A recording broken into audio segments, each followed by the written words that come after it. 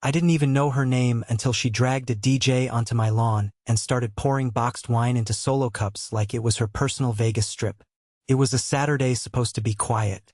I just finished mowing the backyard and was ready to collapse into my recliner with a cold one. But then came the bass. Thumping. Relentless. And when I stepped out front to check, there she was. Lawn chairs, folding tables, and a 3-tier cupcake stand parked right on my grass. I blinked. "Hey!" I called out. "What the hell is this?" A middle-aged woman in a neon pink visor and leopard print leggings turned toward me, waving like we were old friends. "Oh, relax," she said, "it's just a little HOA mixer." I stared at her. "On my lawn?" She scoffed like I was the unreasonable one. "We needed more space, and your yard's the only one without those ugly garden gnomes. It's a better aesthetic. I'm Roman Dillard. I work in IT, I mind my business, and I keep my lawn trimmed to regulation height. I didn't ask to be part of the circus." But there she was, Lorraine Densley, head of the Ridgepoint Bluffs HOA.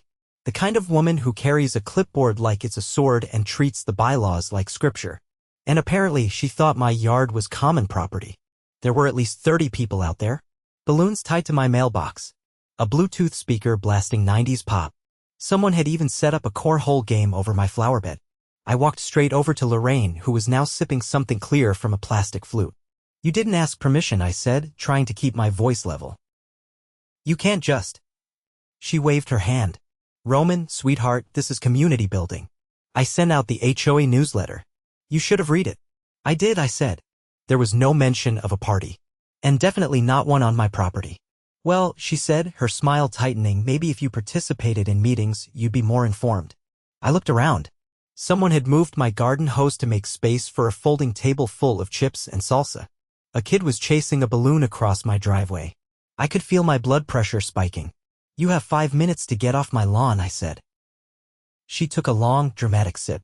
"Or what?" I didn't answer. I just turned around and went back inside. I wasn't going to argue with a woman who thought HOA status gave her squatters' rights.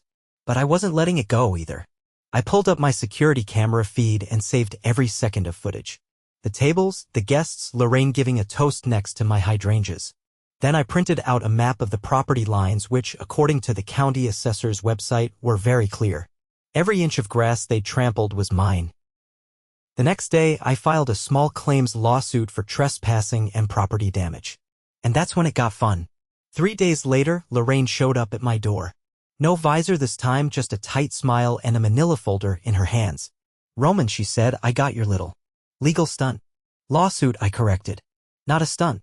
This could have been handled like adults," she said, stepping in close. "You know, neighbor to neighbor." "You mean like how you asked me before dragging half the neighborhood onto my lawn?" She stiffened. "It was a sanctioned HOA event. On private property." She narrowed her eyes. "You're making this bigger than it needs to be." "Good," I said. "Because now I'm adding the HOA as a co-defendant." That wiped the smug off her face. "You have no idea who you're dealing with," she warned. I leaned against the doorframe. "Lady, I work with lawyers every day. I debug their systems and sit in on their compliance calls. You really want to test me on legal boundaries?" She didn't answer. Just stormed off with her folder. A week later, I got served not with a counter lawsuit but with an HOA violation notice. Apparently, my trash bins were visible from the curb for longer than regulation allowed. I laughed. It was pathetic. Then came another, this time claiming my mailbox paint wasn't HOA approved. And another saying my lawn was uneven and needed reseeding. 3 violations in 5 days. I knew what this was. Retaliation. But she pushed too far when I came home from work on a Wednesday to find a bright orange sticker slapped across my garage door, pending citation non-compliance with HOA standards. That's when I called in some favors. My cousin Leo was a county clerk not high up, but enough to help me dig into Ridgepoint Bluffs HOA filings. What we found. Lorraine had been reallocating dues. Thousands of dollars marked for landscaping improvements had actually gone to catering companies, party rentals, and even a $1,200 invoice from a DJ service. All without community votes. She'd been using HOA funds for her own social events and, judging by the documents, for years. I filed a formal complaint with the state HOA regulatory board. Attached every invoice, every expense summary, every photo from the party on my lawn. But I wasn't done. See, Lorraine had driven her only car, a silver Lexus RX, right onto my grass that day. Parked it crooked next to the sidewalk, right over the sprinkler head that now wouldn't shut off without flooding the patch near my porch. Damage. Documented. And in the lawsuit, I listed her personally, not just the HOA, for property destruction. She missed the court date. I won by default. The judge awarded me monetary damages, and since she failed to respond within the given time, a lien on the vehicle she'd used during the trespass. Her only car. So 2 weeks later, I had it towed. She came running out of her house when the flatbed pulled up, screaming at the guy loading the Lexus like her life was ending. I stood at the edge of my driveway, arms folded, watching the whole thing. "You can't do this," she shrieked. "I already did," I said. "Next time, throw your HOA parties on your own lawn." She glared at me, her mascara streaking. This isn't over. She was right. It wasn't, because the state board had just opened a fraud investigation on Ridgepoint Bluffs. And Lorraine's precious title? It was about to get torched. The Lexus sat in the impound yard for 3 days before Lorraine caved and paid the lien to get it back. By then, the damage to her reputation had already spread through Ridgepoint Bluffs like dry brush catching a match. I didn't need to say a word. Word got around fast when the head of the HOA had her car towed off a neighbor's lawn by court order. The gossip practically fed itself. On Thursday evening, just as the sun dipped behind the hills, I was dragging my recycling to the curb when Mr. Carpenter from 2 doors down ambled over. He was in his 60s, ex-firefighter, and the kind of guy who always wore cargo shorts no matter the season. "Roman," he said, tipping his chin. "Heard you clipped the Queen's wings." I raised an eyebrow. "That what they're calling it now?" He chuckled. "Well, she ain't stomping around like she used to. You shook the foundation, my friend." People around here have been biting their tongues for years. Why didn't anyone say anything? He looked down at his boots, scuffing one against the pavement. "Fear mostly. She's petty. Files complaints like raffle tickets. Most folks didn't want the trouble." He looked back up. "But what you did, that was a message." The next afternoon, I found a sealed envelope wedged into my mailbox. No return address. Inside was a single sheet of paper, an anonymous tip. It listed over a dozen vendors Lorraine had hired using HOA funds. Beside each name was a dollar amount and a handwritten note. No vote. No disclosure. At the bottom, check with Carousel Events. They've got receipts. I drove to Carousel's office on a quiet stretch of Fair Creek Road. The receptionist looked hesitant until I showed her a copy of the public HOA charter and explained I was filing an official inquiry into misuse of member dues. That loosened things up. Within 20 minutes, I had scanned copies of contracts signed by Lorraine herself. Not only had she spent thousands on community gatherings that never appeared in public records, but she'd also hired a staging coordinator to design her front porch for seasonal photos paid for with HOA landscaping funds. I thanked the receptionist, drove straight home, and organized every document into a color-coded binder. I wasn't just going to let her ride out the storm. I was going to rip the roof off. That night, I attended my first Ridgepoint Bluffs HOA board meeting. It was held in the local elementary school's multipurpose room. Folding chairs, lukewarm coffee, and a plastic podium. Lorraine stood at the front like she was addressing a courtroom. Her hair had been curled into stiff spirals, and she wore a navy blouse buttoned to the throat. The moment I walked in, the room buzzed. A few neighbors nodded my way. Others looked from me to Lorraine like they were waiting for a prize-fight bell. She cleared her throat. "Let's begin," she said. "First, I'd like to address the recent rumors circulating about our financial practices.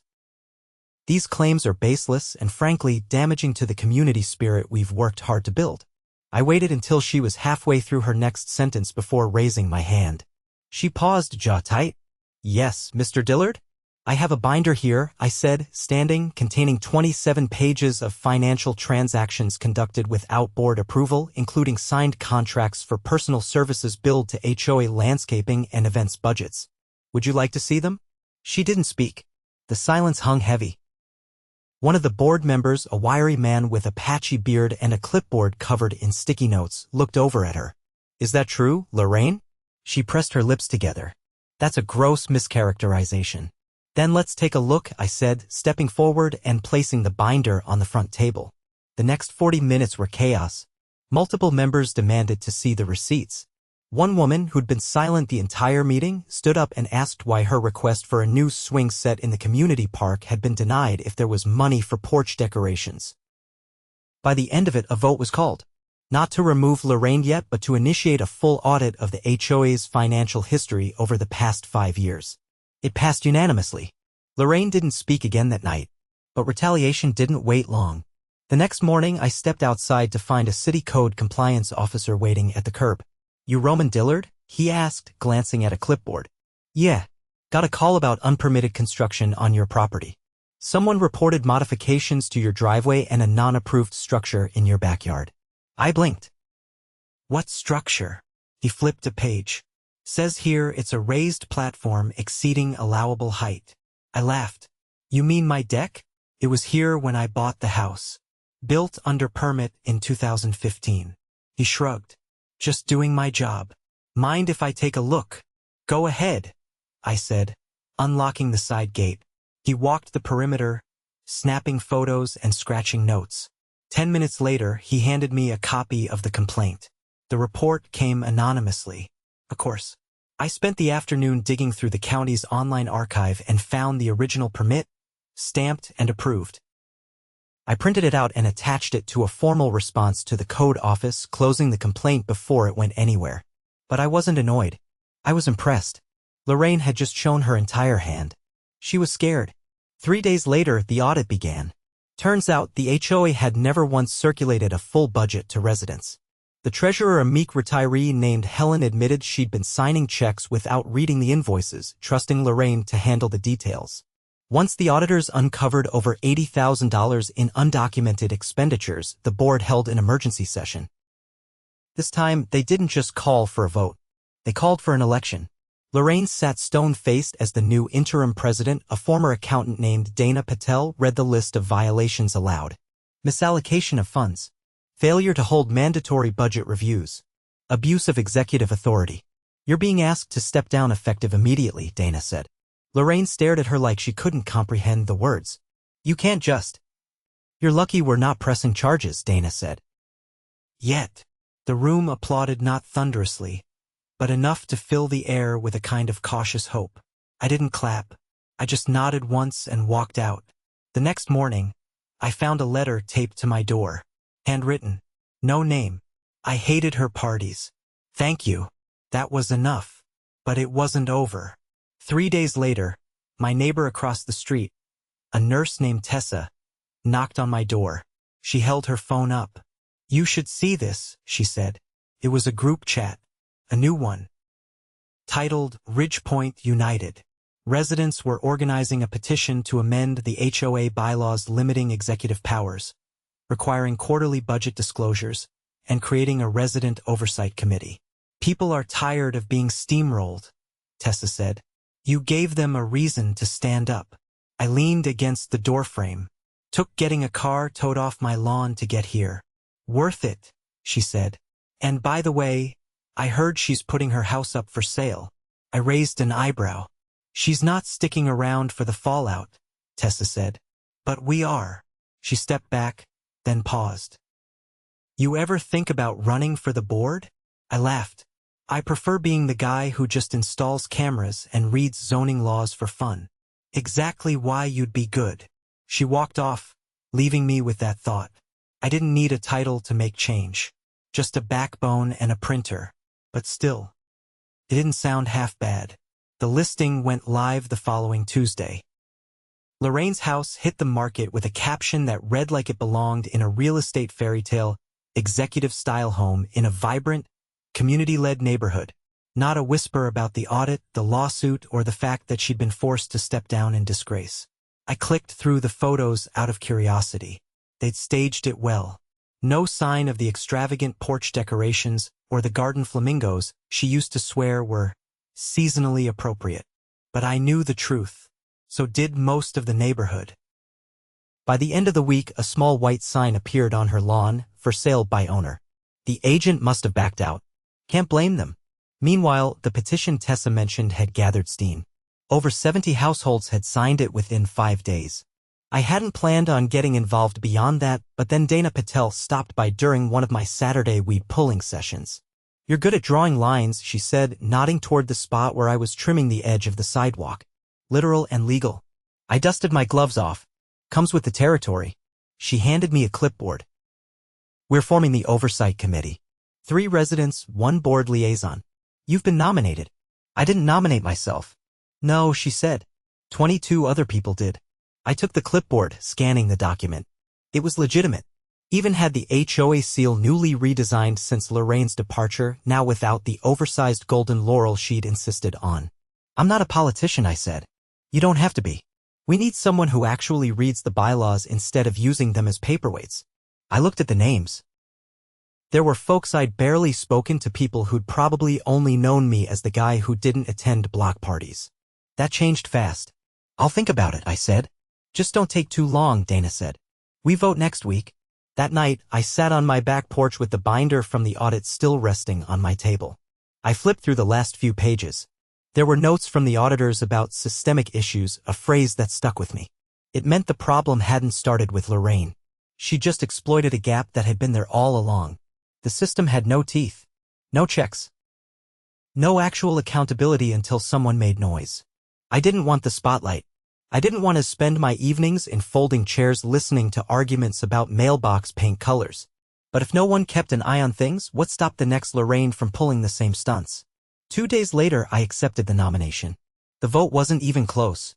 At the first oversight meeting, we reviewed expenditure requests. A landscaping proposal came through for new hedges at the front gates.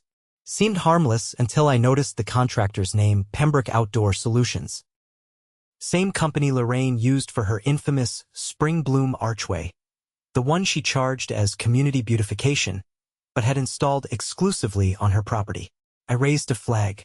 "Do we have quotes from any other vendors?" I asked. The board liaison, a retired school principal named Marcia, adjusted her glasses. "No, but they've been used before." "Exactly," I said. "We should be comparing at least 3 bids. Otherwise, we're just rubber stamping preferences." It took another 20 minutes, but we tabled the vote and requested additional bids. Small win, but it set a tone. By the 3rd meeting, we'd established a digital ledger visible to all residents. Every dollar spent, every vote cast, every discussion point logged and archived. For the first time ever, people could see where their dues went in real time. Not everyone loved it. A few long-time board members grumbled about micromanagement. But the residents, they showed up. They volunteered. They asked questions that mattered. And Lorraine? She tried one last move before leaving. It began with a flyer. Printed on glossy cardstock, it appeared in mailboxes overnight and signed, but dripping with her style.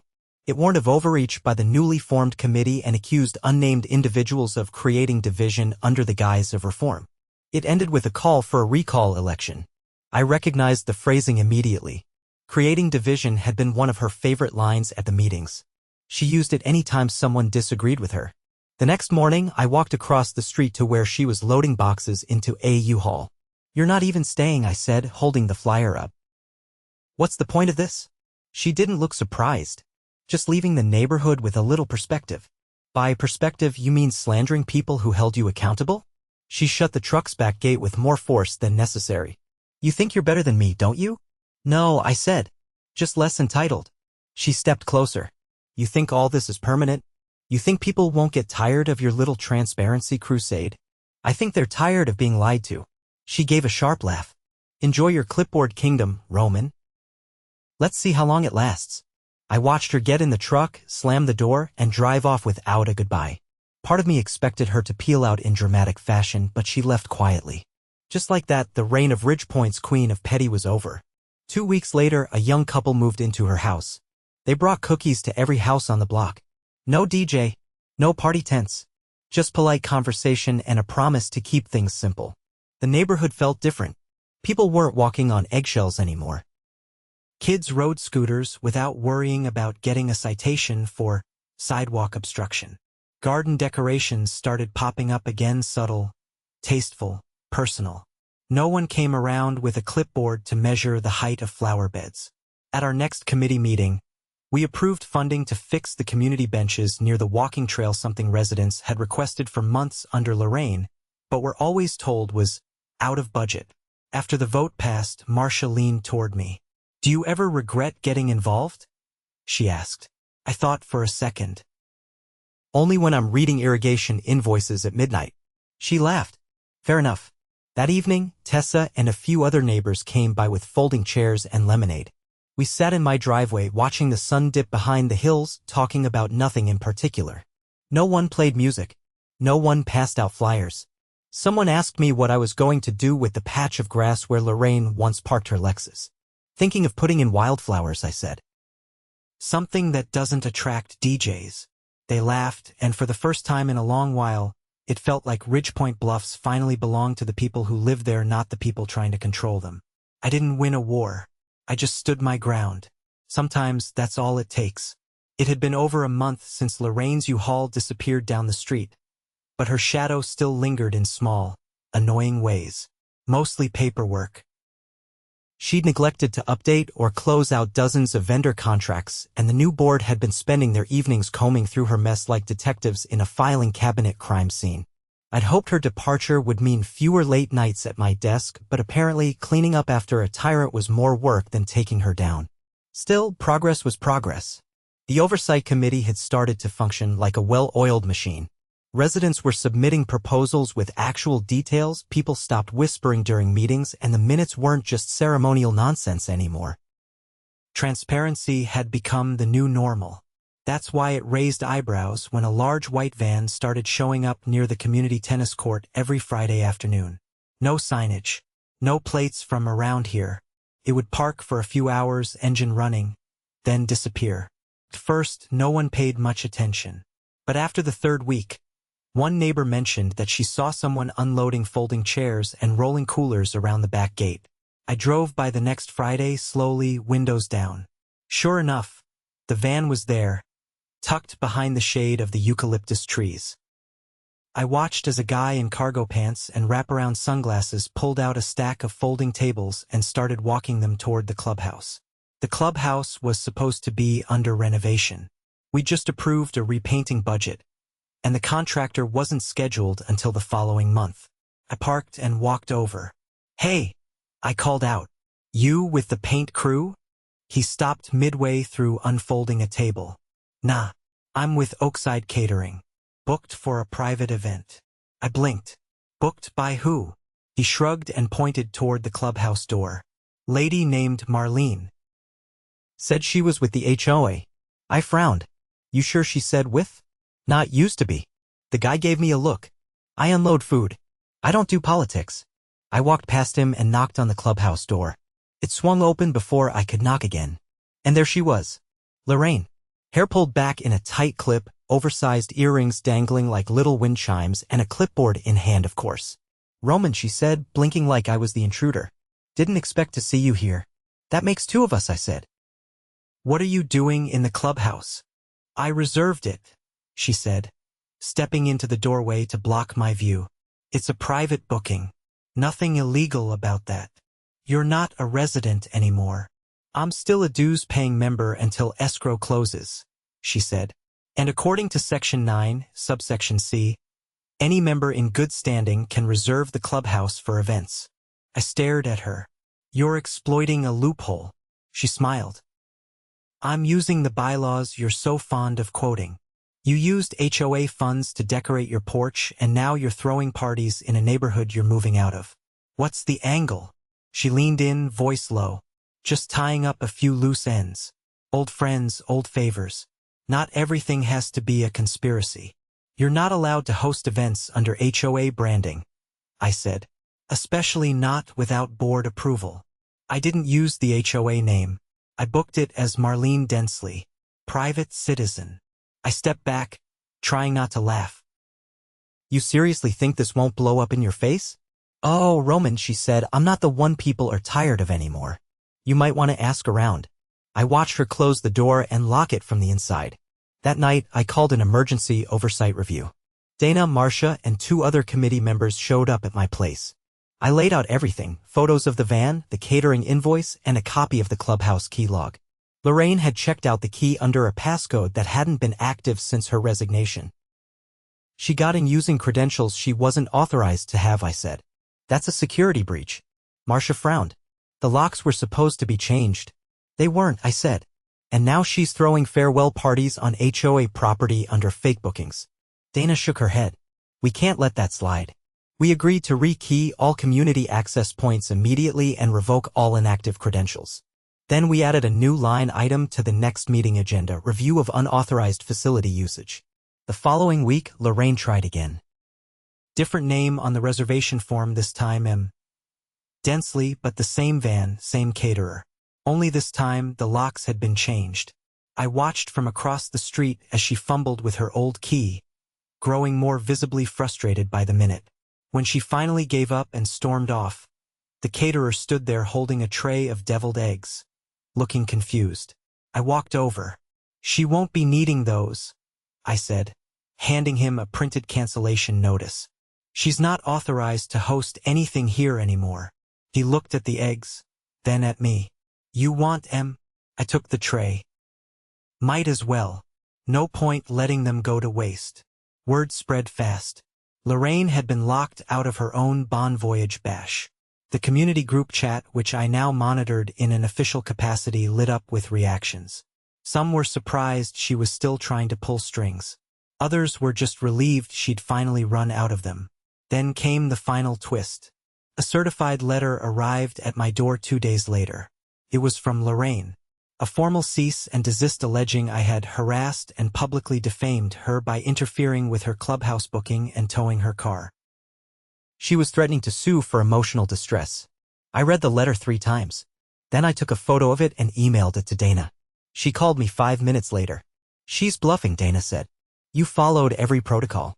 We have the audit, the court ruling, and documented misuse of property. She's desperate, I said. I thought she was done. She's trying to salvage her pride, Dana replied. Not her case. Want me to draft the formal HOA response? Please do, I said. And let's add a clause for future, no facility access for former residents unless it's board sanctioned. We sent the response the next morning. The letter was firm, legal, and left absolutely no opening for interpretation. 3 days later, Lorraine withdrew her cease and desist. No apology. No contact. Just silence. She left the neighborhood 2 weeks after that. No fanfare. No balloons. Just a moving truck and a barely cracked garage door. Residents gathered the following Saturday for a community cleanup. It wasn't planned as a celebration, but it felt like one. People raked leaves, painted over the faded clubhouse trim, and even planted flowers near the front gate. The kind of thing Lorraine would have fined us for doing without her approval. Dana stood beside me, paint roller in hand. Hard to believe it took all this just to get a neighborhood back on its feet, she said. It wasn't just me, I said. Everyone stood up when it counted. And now, she asked. I looked around. Kids were drawing chalk murals on the sidewalk. Someone had set up a lemonade stand. Tessa waved from across the street, holding a box of seed packets. Now, I said, we make sure it stays that way. That night, I finally cleared the last of the security footage from the week Lorraine parked her Lexus on my lawn. It had served its purpose. The lawsuit was closed, the lien resolved, and the HOA, once a playground for one person's ego, was back in the hands of the people.